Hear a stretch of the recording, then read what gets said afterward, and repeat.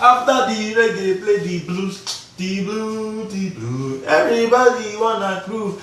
The groove, the enjoy your baby, baby, ooh.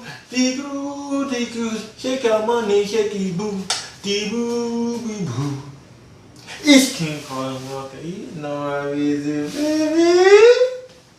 I'm back with something like shit tight. Everything's gonna be alright. I'm back and I'm better. I'm back and I'm better. Yo, today, in this video, I'm gonna combine Chelsea and United together because I feel like if I'm gonna waste my breath, I have to waste, I best waste my breath efficiently. Because, Chelsea, they're on the transfer ban, right? So it's like, there's not much they can do, isn't it?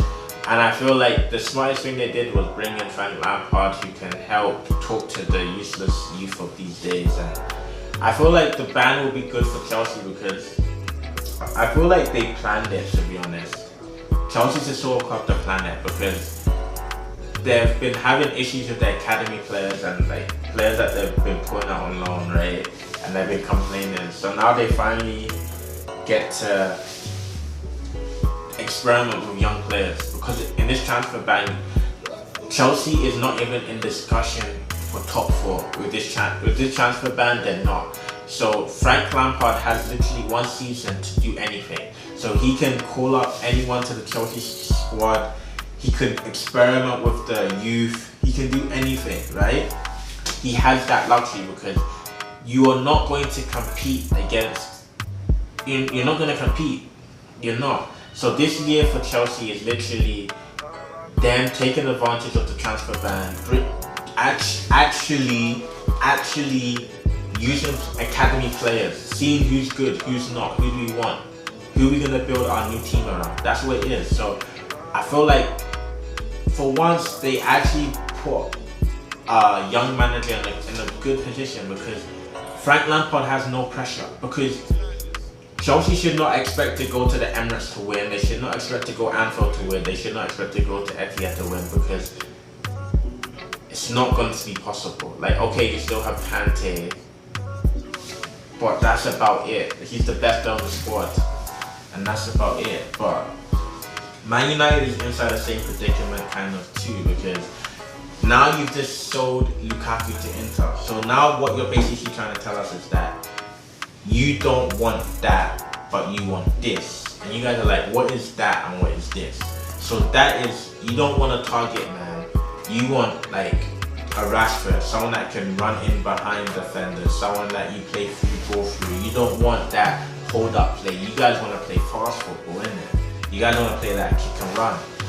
And my thing with Man United is that it can go 2 ways for them. It's 2 2s, yeah. It can go 2 ways for them.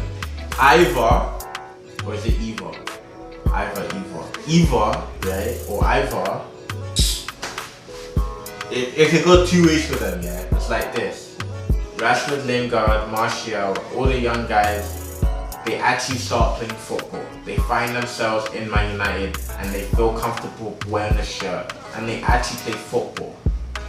Or it's like last season, inconsistent. You have good performances, you have bad performances.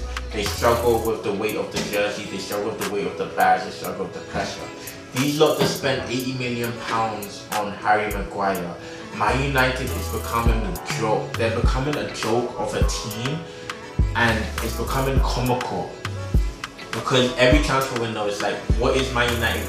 What is something that no one would do that Man United is going to do? That's what they do. Everything that no one would ever do, they do it. Because man like Harry Maguire is not even worth up to 50 million. How can Harry Maguire be worth more than Van Dijk playing for Leicester City? Because but I don't think Harry Maguire is going to solve their defensive issues. Yes, he's proven in the Premier League, but I still don't believe he's going to solve the defensive issues. I feel like this year, Sanchez is going to be he's going to make more appearances. But I still think for Man United, they're going to be in that Europa League spot position.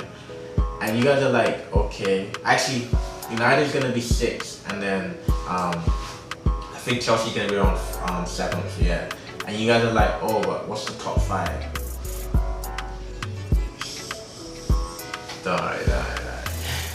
But yeah, I feel like those two teams, like, it's gonna be finding their identity. Man United have to find their identity.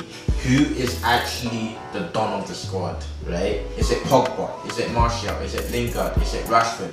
Who are we going to build around so that come January transfer window, we need to buy a guy that can play off Rashford. We need to buy a guy that plays off Pogba, right?